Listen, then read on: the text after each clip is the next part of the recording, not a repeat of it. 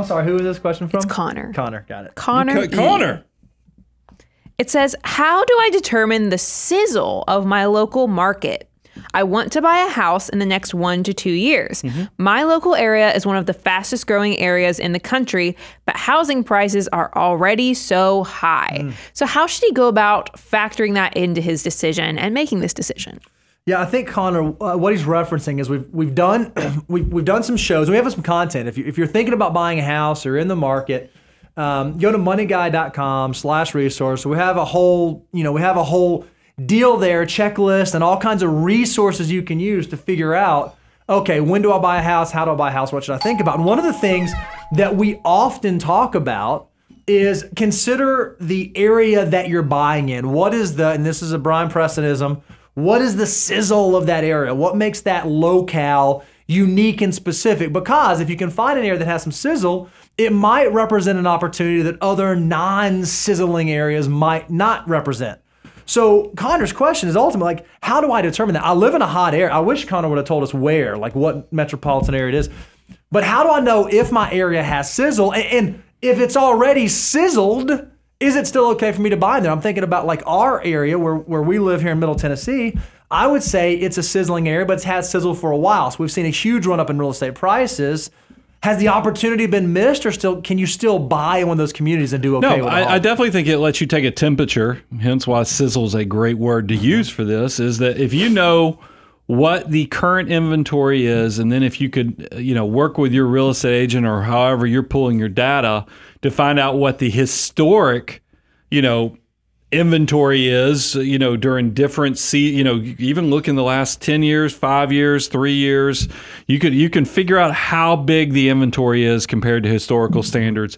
And then also, how long do houses typically stay on the market? If you have a lot of stale real estate, that you probably don't have a lot of sizzle, but if you couple the fact that you have low inventory and then your houses, as soon as they come on the market, typically disappear or go under contract, you're in a probably pretty sizzling market. And then you can also look at what is the migration pattern into your area, what is the population growth of your community. And if you see that all of a sudden, okay, man, inventory is low. I'm also seeing houses go under contract very quickly, and we have rising population trends in the area. You can probably say, hey, team crash, probably not going to find a home here. This is not where I'm going to see a huge opportunity for houses to drop 20% before I need to go make my opportunity. It'll actually give you the peace of mind to say, hey, I probably need to start, instead of timing the market, I need to say, hey, this is just one, does it fit my personal situation? Hold my nose, and then know I'm going to live in this house long enough to make it through this season, because that sizzle will make the decision easier and easier, because it probably is going to, that limited inventory and the people coming to the area is going to keep driving that market higher and higher. And then something to be thinking about right now is that there's a trend that interest rates potentially could drop over the next year and a half to 2 years. So if, that's something to take into account too, because that's actually going to increase the temperature of your sizzle as rates go lower. So be aware of all those different variables that are going to impact that sizzle factor. And one thing I think is interesting is it's important to kind of like zoom out and think about this. Your primary home is a use asset. So you want to make sure you do it wisely. You want to make sure you're factoring in the financial decisions. But often when it comes time to buy a home and when it comes time to choose an area, it's not all the dollars and cents. There are other things that go into the equation. So maybe you are moving into an area that's done really well, that the home prices have gone up, where it's not incredibly low cost of living. You could still be better served buying a great home for you and your family at a fair price than going and trying to find a fair home somewhere else at a great price. Because again, it's a use asset. There's more than just the dollars and cents of it. So make sure you're factoring that in. I see a lot of people saying, oh, I'm never going to live in that area because it's just too expensive. I can't.